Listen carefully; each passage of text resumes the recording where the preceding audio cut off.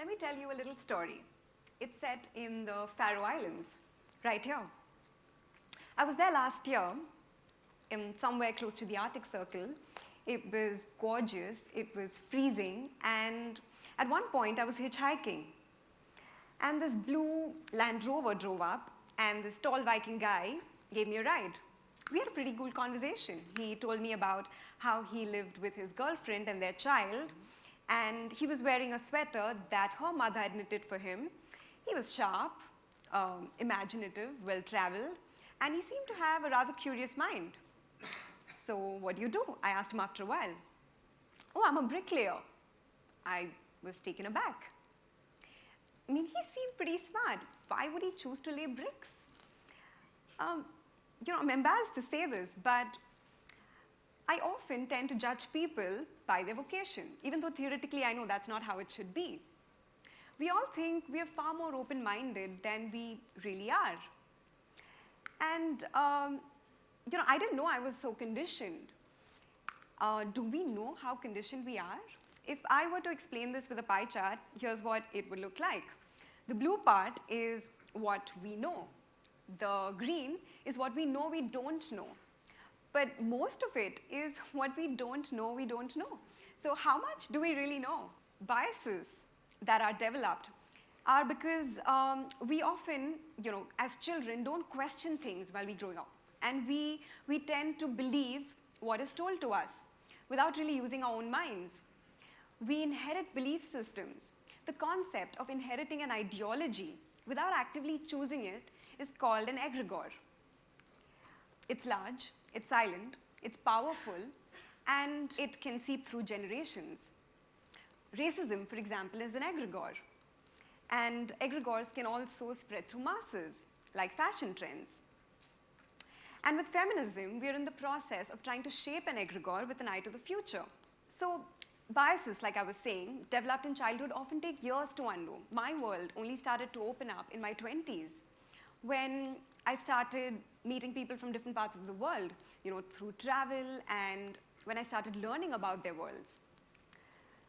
And whenever I spoke to friends about what their greatest takeaways were from studying or working abroad, inevitably their answer was the cultural exposure they got, in contrast to our blinkered worldview.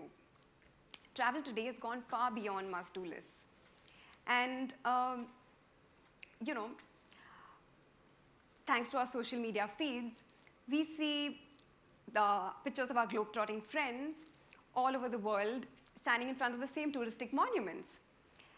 And everyone is therefore looking for more personal and more intimate experiences, one that the world hasn't already had. Travelers, tourists, foreign residents, international students, so many of them today are looking for a more immersive experience and a more authentic understanding of the place that they're in. And travel is certainly about what we can get from a new place that we're in, but it is increasingly becoming about what we can give back. The concept of leaving a part of yourself behind is a profoundly enriching one. How do we do this? And the answer is really simple. We have two physically overlapping worlds, that of schools with curious children and that of travelers seeking authentic experiences. And that is how, after 10 years of experience in advertising communication, innovation and design, I conceptualized the idea of travelers in classrooms, its platform and design. The platform allows international travelers and schools to make their profiles, and by easy matching of available dates, it connects travelers to classrooms and a time slot. And I've been implementing this idea over the past 1 year and making it a reality with my co-founder and friend Aarti Chabria, and an educationist and an experienced entrepreneur. And we're up and running in many schools across Mumbai, and we hope to scale up to the rest of the world in the not too distant future.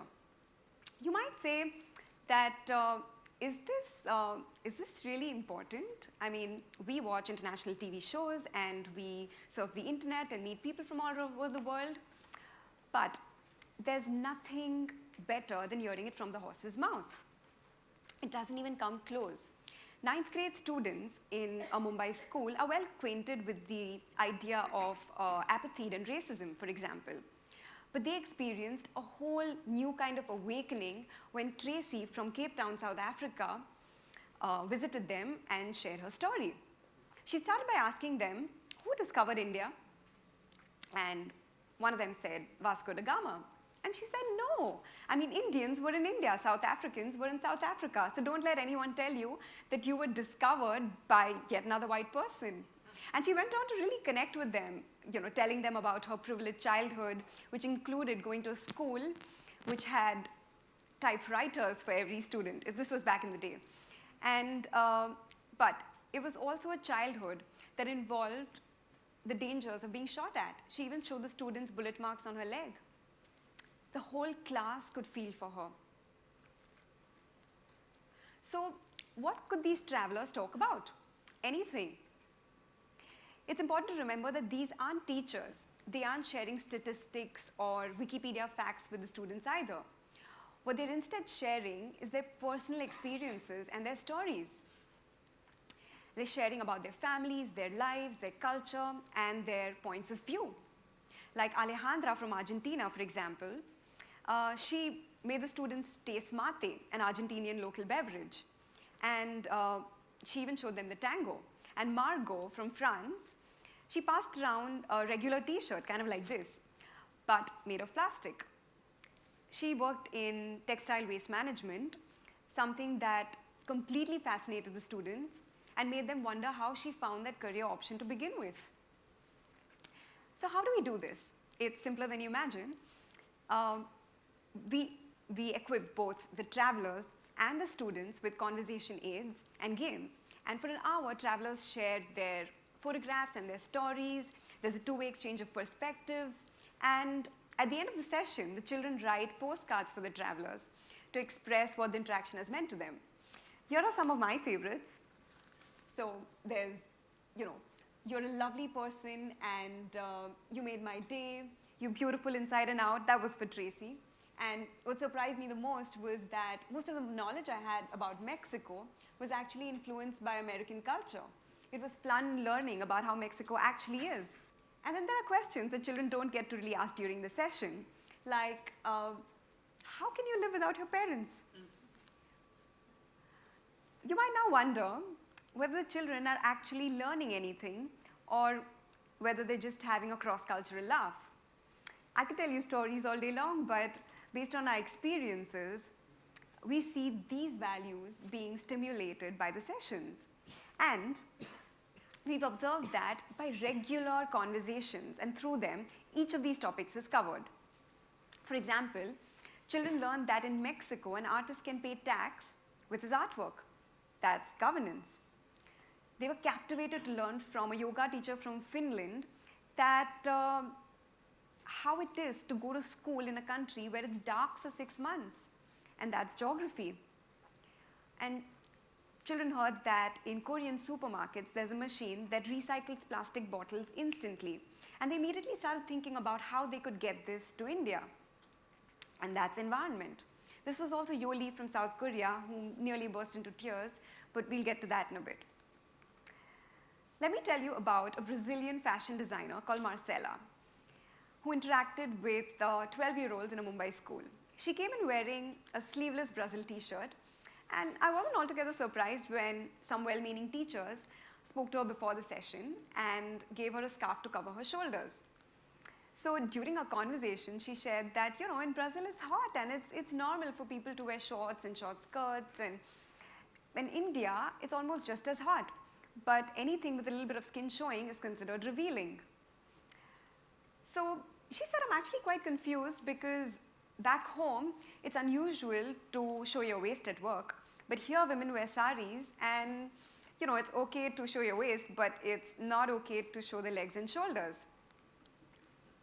Keeping their minds open to differences, that's the point. What we're teaching a child is not a Brazilian angle or a way of thinking or a Japanese way of thinking. What we're teaching a child is that there is another angle, not exposing a child to these individual cultures only, but exposing her to different way of thinking. So how young is too young? In my opinion, the younger the better, before any preconceived notions or any biases are solidified.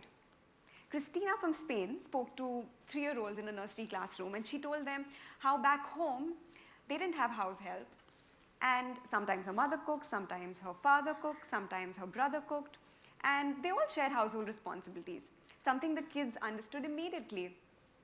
Imagine this: what if travelers in classrooms as a teaching tool, as a learning tool, was integrated with our country's education system, with our global education system? What if every child, while growing up, meets at least 6 people a year from different cultures?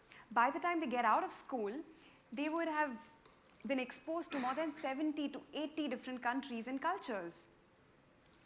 If, while traveling to a new city, having a conversation for an hour with a local classroom becomes as normal as going to the museum or checking out the coolest local restaurant, let us then raise a whole new generation that is far more aware, far more compassionate about each other.